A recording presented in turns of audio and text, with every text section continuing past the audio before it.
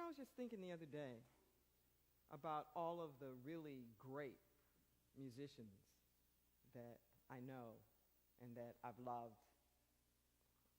those who had passed away, whose music had blessed so many of us, from Michael Jackson to Whitney to Teddy Pendergrass to Donny Hathaway. I mean, the list just goes on and on and on. And just kind of wondering what it would be like if they were still making music and what it would take for their demons to be healed. That's not a criticism, but it's just a reminder that you don't have to have it all together for God to use you.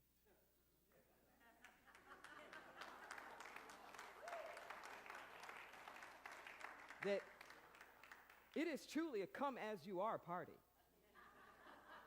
If you just say yes in all your foibles and all your flaws and everything else, Spirit will still be working through you. I was so profoundly moved last Thursday at our prison outreach during the graduation. And the lead guy for us as the inmate is a guy named Damien, who's doing life. He's going up for parole again in a couple of years. And his music was so profound, and this poem that he wrote, this spoken word piece on purpose. It was just all that. And I said, you have to mail it to me. And the fact that it was such this deep call about finding one's purpose written by a lifer. Yeah. This theme this month is wholeness. And my topic today is answering our call to wholeness. Answering the call to wholeness. To be whole. Growing up, I was just of that age when racial integration was the big thing that was happening. Particularly busing and busing schools and moving kids from one neighborhood to another neighborhood. And there was all this talk, about integration. And I knew that integration was somehow mixing things up, but that's all I really thought integration was, because that's the only way it ever gotten spoke of, is you're just bringing these different parts together so that they're not separate anymore. And just bringing them together was somehow integration. What I know now is that the root word of integrate is integer, which means whole. Integer means whole. So in mathematics, the integers are the whole numbers, the counting numbers, 1, 2, 3, 4, 5. No fragments, no fractions. The whole number. Okay? Integrate is to bring it together for the wholeness. And integrity is living in an integrated state. Integrity, living in an integrated state. Living in the state of wholeness. That's what integrity is. Whenever we say something lacks integrity, what we're saying is that there's some places where it's at cross purposes. There's some places where the pieces aren't quite coming together quite right. Okay? Not just that it's bad or it's unethical, but it's not whole. See? The purpose of ending the segregation was not to just mix people up like a paint thinner or this idea of the melting pot. The idea of ending segregation was to create a wholeness. You integrate to make a wholeness. We still don't get that. We still don't understand that in our personal lives or in society, that we will never be whole until we bring it all together. We won't be whole. Why do we need the races to come together? Why do we need the religions to come together? Why do we need the nations to come together? So the world can be whole.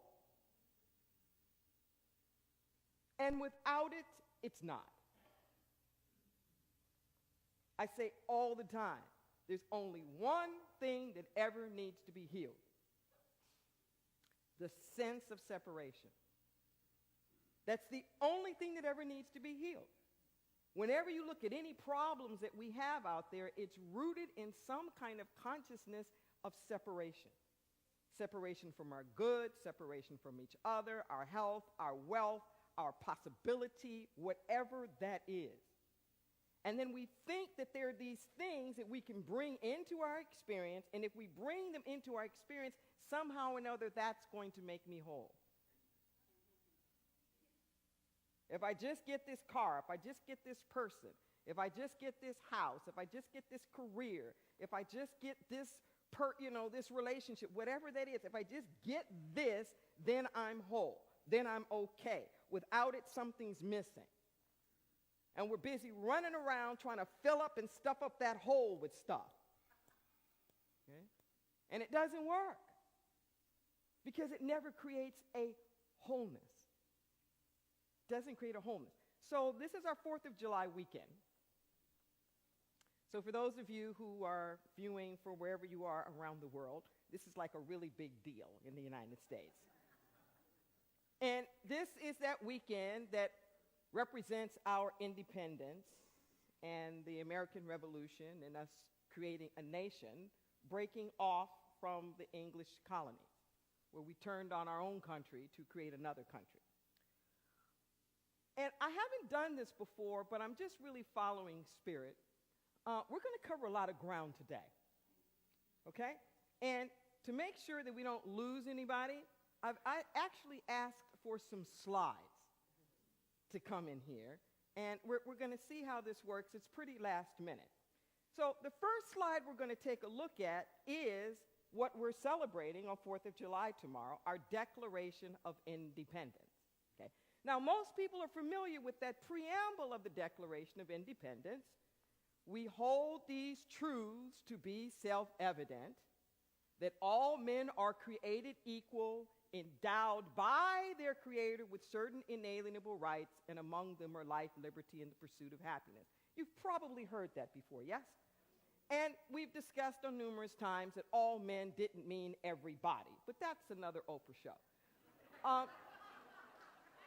But it is, suffice to say, it is a spiritual document. I want you to catch this. We have this idea that separation in church and state means that somehow or another you don't bring spirituality or religion into politics. Not true.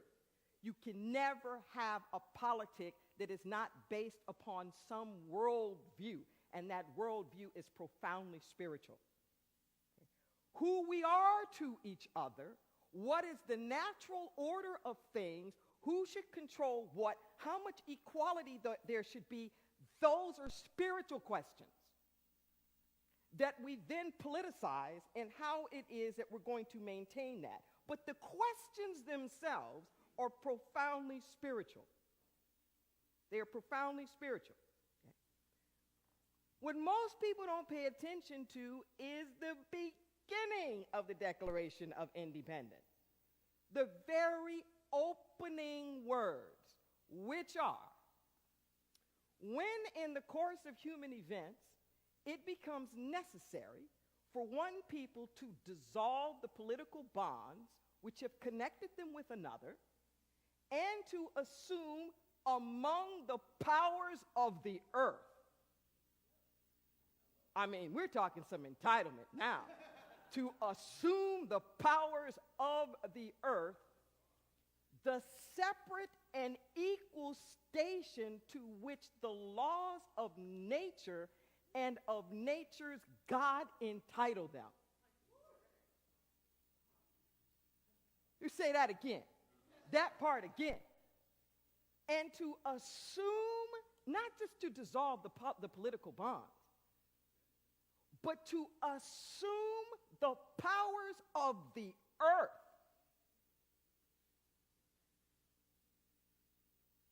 And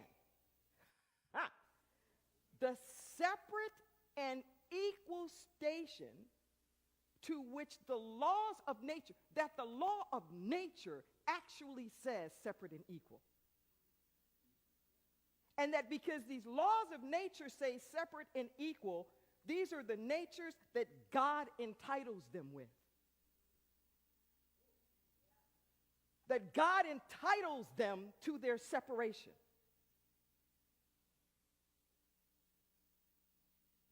Just breathe for a moment. Okay. That's what the nation's built on.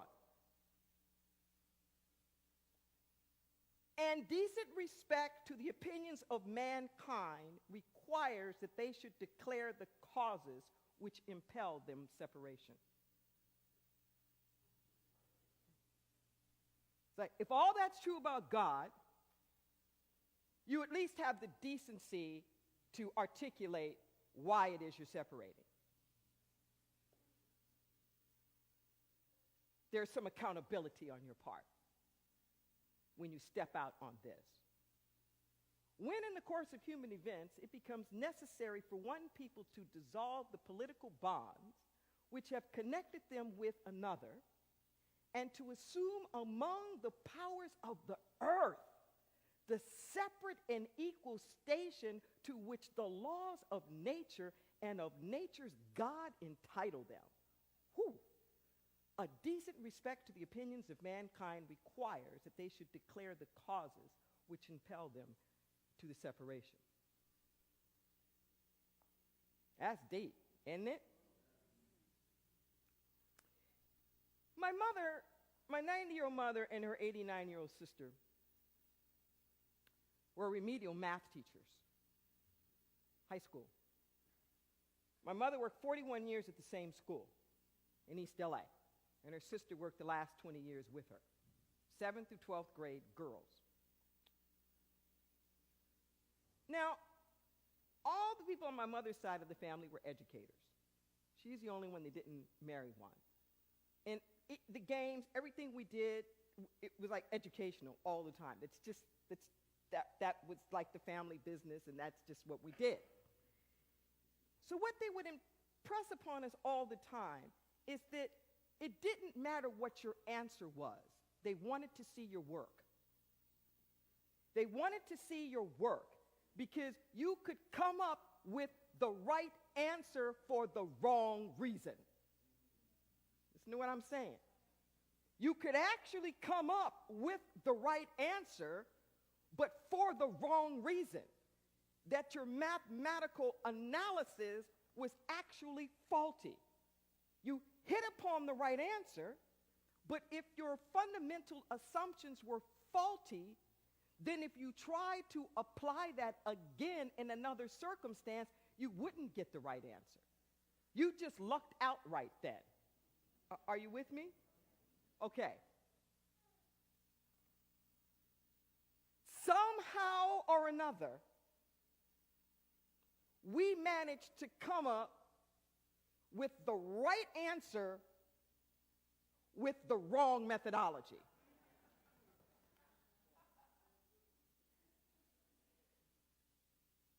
Okay? But what you continue to use is not your answer, but your methodology.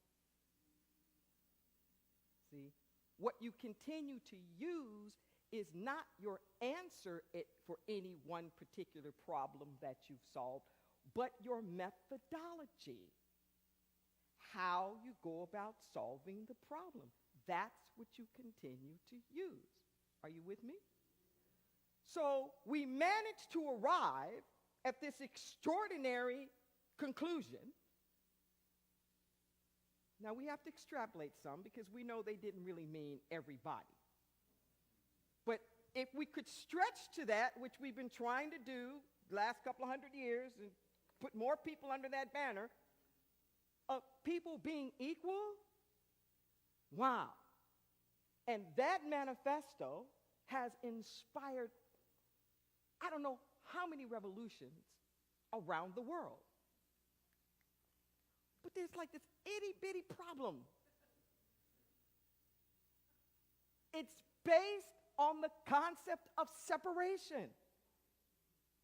And it's based on the idea that that's the natural order of the universe. And that God entitles us to separation. Bing. Wrong answer. There is nothing separate in nature. There is nothing separate in nature. Nature is a complex system of interconnectedness. And part of the reason why we are in the environmental problems that we are in, that we are in the social justice problems that we're in, is because we are not respecting the sacred interconnectedness of all life.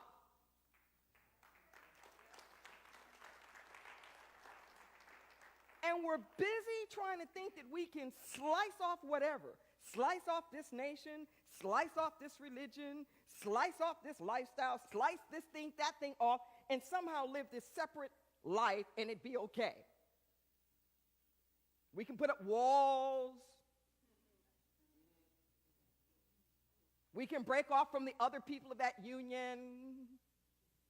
That's nothing new. The colonies break off from England, and then the Confederacy wants to break off from the Union, and everybody wants to break off from everybody else, because that's our history. And it's based on this idea of this repetitive separation. Are you with me? We have to heal. We have to heal at such a fundamental level. I hope you hear what I'm talking about is not just politics. Is it I use politics sometimes because it represents a collective consciousness. It's a collective journey that we're all in. But this is indicative of our individual journey. This isn't just something that's in the Declaration of Independence, that somehow or another we're still running around perceiving ourselves as separate. And then we're looking for the universe, nature, God, or somehow or another to support me in my separateness. And I can't understand why I'm not being supported in my separateness. You'll get the support when you see yourself part of the whole. When it stops being about your music and God wants to inspire me for my music and my creativity. When you let go of that and you say, Lord, use me as an instrument of music. Let the muses of the ages write the songs that already existed. Let them come through me. Where I'm not even going to claim that it's mine. I'm just opening up wide to it. What is the energy out there? There's enough energy to fuel everything that we can possibly need. We get stuck on fossil fuels. We get stuck on these methodologies that we've been doing. But if we open up wide and say, what are the secrets to the universe? George Washington Carver said it, whatever you love enough reveals its secrets to you. Whatever you love enough reveals its secrets to you. Do you love life? Life will reveal its secrets to you. Do you love people? People will reveal their secrets to you. Art, math, anything, cooking, gardening will reveal its secrets to you if you love it enough. We have to heal this sense of separation. Can you see how a preamble like that, and you put enough wealth and you put enough power back behind that? Oh my God. It's like it gives you this sense of a carte blanche. There's a beautiful letter in Your Deepest Intent, Volume 2 of my Letters from the Infinite series that speaks about this inalienable right and says that we've mixed it all up, that we think that we have rights because of this, because of our humanity, and God has endowed us with a certain thing, and nobody can take that away from us. It says, no, no, no. It says, what is inalienable is your connection to me. That's what cannot be alienated, is your connection to me, to the one thing that is. And the Spirit voice saying that if you are connected to me because of that, then there is no reason for anything to be taken from you. It's like the civil rights movement isn't about civil rights. It's about spiritual rights. It is about declaring that we are all equal under the eyes of God, establishing that, and if we are all equal, then the discrimination cannot be justified. But it wasn't about obtaining civil rights to obtain civil rights, to make people free and equal. The civil rights were to be the confirmation of the equality and lifting the bands that restrict. Breathe that in. This is the way it always is. I don't care what it is. People think, oh, these people are getting extra rights, and they're getting extra rights. That's not what's happening. A couple of days ago marks the year anniversary of the Supreme Court and its marriage equality decision. And it's so beautiful, that last paragraph. And it's explaining the same thing I am talking about, is that the rights have always been there. We've just been picking and choosing who gets to use them. And to take away the restrictions. Last month, we were celebrating Juneteenth, and I talked about this. And it relates to this concept of the wholeness. The wholeness. 4th of July. So just hang with me here in these political analogies.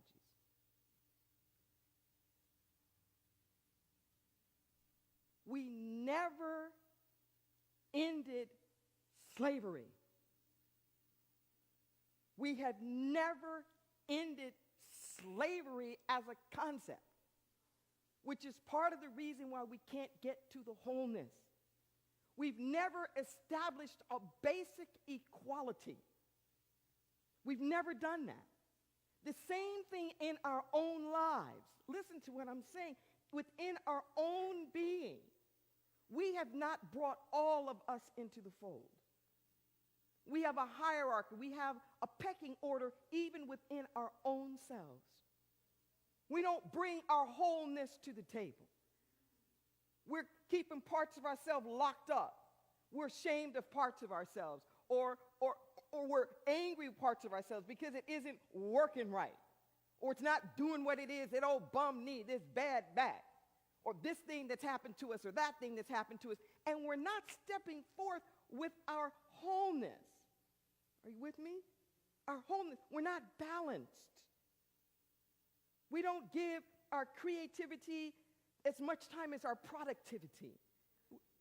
We're not bringing as much love to the table as we are trying to, quote unquote, make a living that we never live.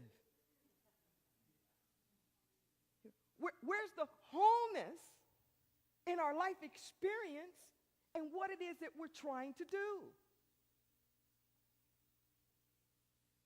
So I grew up very fundamentalist, and there was this concept of being saved, of being saved. But the word in Scripture that is interpreted for saved means whole. It's the exact same word. Just sometimes in the King James Version, it's interpreted as saved, but it's whole. Jesus always told people, it is your faith that has made you whole. Whole. So we misunderstand this thing about saved. Saved from or saved to do something. Free from or free to something. So we have made this saved about some kind of external entity out there, but what you are saved from is the separation so you can have a wholeness. That's what you're saved from. Is the separation that would cast you off into this experience called hell. So you can be back into the fold of the wholeness. It's not about something out there to save us as it is our faith making us whole. That same word for faith, pistis, is the same word that's used for belief. Somehow we think we have beliefs and then we have our faith. No, your belief is your faith. Listen to what I said. Your belief is your faith. Whatever you believe, that's what you have faith in. It is done unto us as our beliefs. Our faith is what we believe. Your belief is a law unto you. Your belief is a law unto you. You say it's a wonderful world, it's a wonderful world. You say the world sucks, it sucks. World doesn't change, you do. You change your mind. Einstein said the most important decision a person will ever make is whether they perceive the universe as friendly. That's the most important decision that they'll ever make. I want you to flash something, the next slide up there. So, we have this story in the United States about ending slavery and that we fought the Civil War to end slavery. That is so not true. That is so just hockey pock, as one of my old religious leaders used to say. Slaves were freed as a political tactic to break the economic backs of the South. Process. You can arrive at the right answer, but for the wrong reasons and the wrong process. So there is a difference between freeing or emancipating slaves, stopping the spread of slavery, and ending slavery. And we treat them as though they've all been the same thing. They're not. Freeing the slaves, stopping the spread of slavery, and ending slavery are not the same thing. And we'll see how this relates to our own life. Sometimes we try to free and liberate aspects of ourselves from certain negative things, or we try to stop the spread of that negativity in our life, but we don't really commit to ending it in all areas of our life and having it end, period.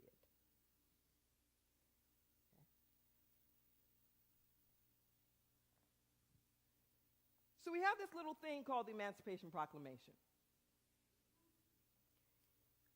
The Civil War was already going on, okay? This was a tactic to try to break the backs of the South. All persons held as slaves with any state or designated part of a state, the people whereof shall then be in rebellion against the United States. It didn't free all slaves, just in areas that were in rebellion. So even within a particular, it's only a page long, you can read it. Even within a particular state, if that parish or that county was not in rebellion, you got to keep your slaves. Only those who were in rebellion, there shall be thenceforth and forever free. And the executive government of the United States, including the military and naval authority thereof, will recognize and maintain the freedom of such persons, and will do no act or acts to repress such persons or any of them in any efforts they may make for their actual freedom. Baby, you on your own. Nobody went in to free any slaves. This was just due notice. We are not going to send in the National Guard. This is the chaos the United States does all the time. Going in, freeing, like liberating folks to create some chaos and saying, hey, we're going to respect their right to be free and their right to be independent, and we ain't going to help you and we ain't going to help them. We're just not going to do anything to stop them from what they try to do to be free. But once we declare them as free, they don't get counted in your census anymore. You don't have that representation of 3/5 of every slave in Congress to make up your population so that you have power in Congress. Do you catch this? It didn't free everybody. Lincoln said, if I can end this war, leaving some people in slavery, fine. If I have to free everybody, fine. I will do whatever it is that I have to do to end this war. And then using these freed slaves as a way to be spies, to try to work on the inside, to tear it down. So then we have this 13th Amendment that comes at the end, right? Neither slavery nor involuntary servitude except, doesn't end it, except as a punishment for crime, whereof the party shall have been duly convicted, shall exist within the United States or any place subject to its jurisdiction. You can't have slavery or involuntary servitude within our borders in our district. But there's nothing that says we can't export that to India or to the Far East or any other place that we want to exploit it to. And notice that exclusion, criminals. Unless you have been convicted of a crime. Our whole penal system has been built on this from the beginning. It ain't nothing but slavery and involuntary servitude from the chain gangs. All those freed people, yeah. Trumped up charges, convicted, and here we are again. No commitment to end it. Get what I'm saying? There's no commitment that says everybody's equal. There's no commitment that says this isn't right and it shouldn't be anywhere. Not just within our jurisdiction, it shouldn't be. Yes, the Civil War was fought to a certain extent about slavery, but not to end slavery, to stop its spread. There had been a decision in 1855 called the Dred Scott decision. Within this decision, the Supreme Court ruled that slaves were property, and that because slaves were property, they were still slaves wherever their slave masters went. So there was no such thing as freedom. No such thing as freedom. It didn't matter if they crossed a state line, they were still property, which meant that these folks who were not paying for their labor could take that labor anywhere all over the United States. And there's no way the North could economically compete. There was no way. It was trying to contain that. But we never ended slavery. We have never ended slavery. And this is what's going on in our own lives. We have these areas, these parts of ourselves that we are feeling it's enslaved. Somehow or another, there's something within me, and I know that it's mulling up and it's causing my life all this kind of havoc and whatnot, and I want to free it. I just want to free it because it's messing up my marriage or it's messing up my job. Now, it doesn't matter that dysfunctional behavior is going on all the rest of my life. I'm just in pain over here. I just want to liberate my marriage. I just want to free my job. But it can stay, the same dysfunction can stay everywhere. I just want to stop its spread. That's all I want to do. Okay, I just want to stop drinking. Just stop its spread. Not,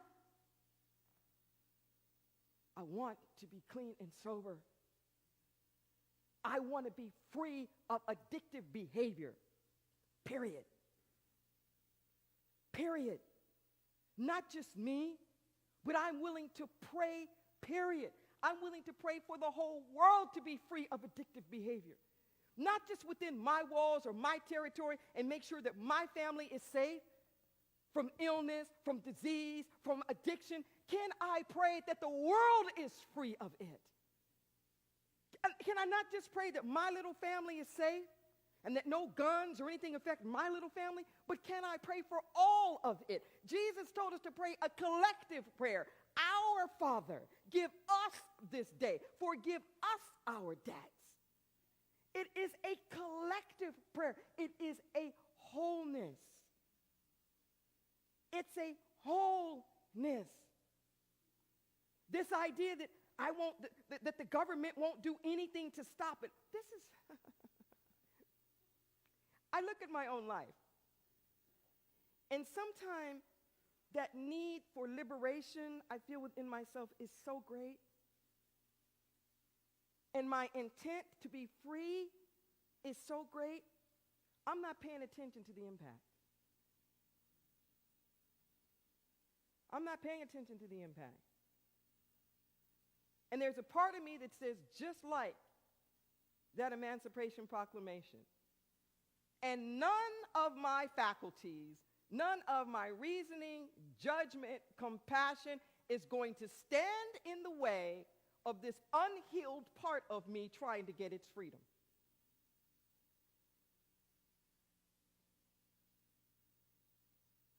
Whatever it's got to do to be free. Whether it tears up the house, tears up the rest of me, I'm just trying to be free. I just want to be free. This is the stuff of human growth. This is that place that you reach in adolescence, where you just really don't care. When you're trying to individuate, you really don't care. It's your time to grow. Wholeness, that comes later. That's much later. You don't care about the impact. Most of us are walking around when this happens as the urgency of a baby being born.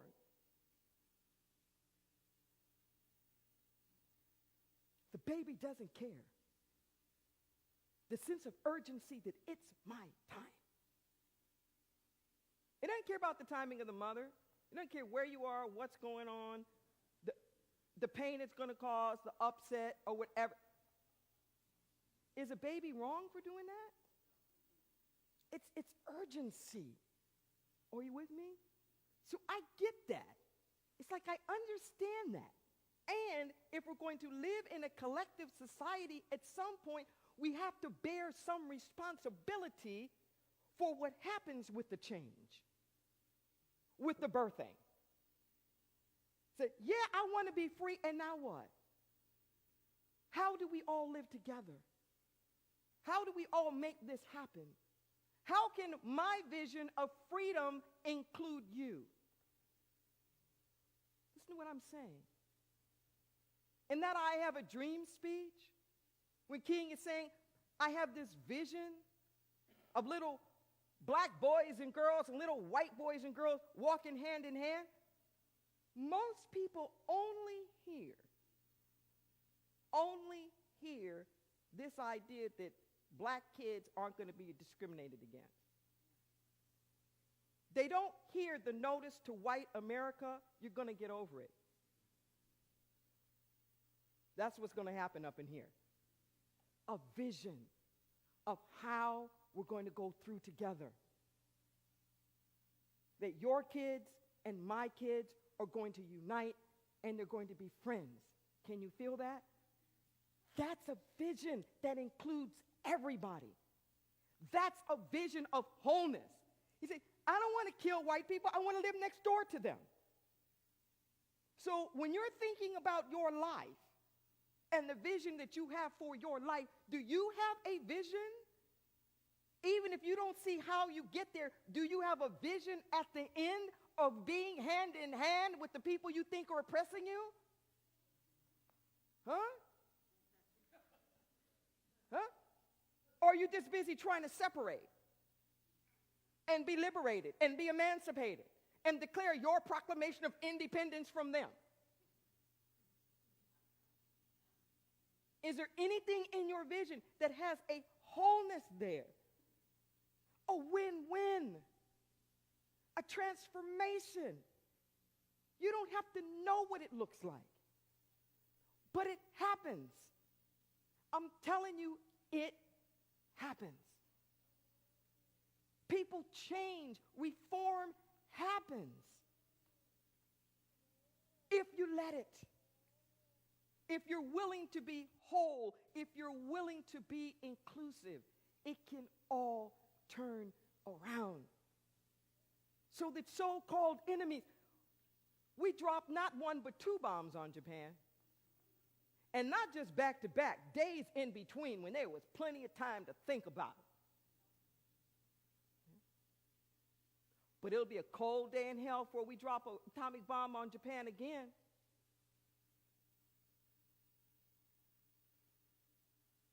Because we've become so integrated. Because our lives are so integrated and interconnected with each other. We didn't drop the bomb in Europe. Hello. We didn't drop the bomb to get rid of Hitler. And you know why? They were still usums. People in Japan were like the other.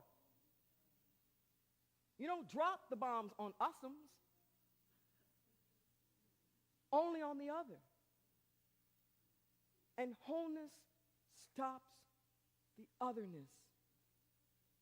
If you come into wholeness in your own life, you will find that there is room enough. There's room enough. Yeah, you might want to be free. Whatever, you want to be free from the alcoholism.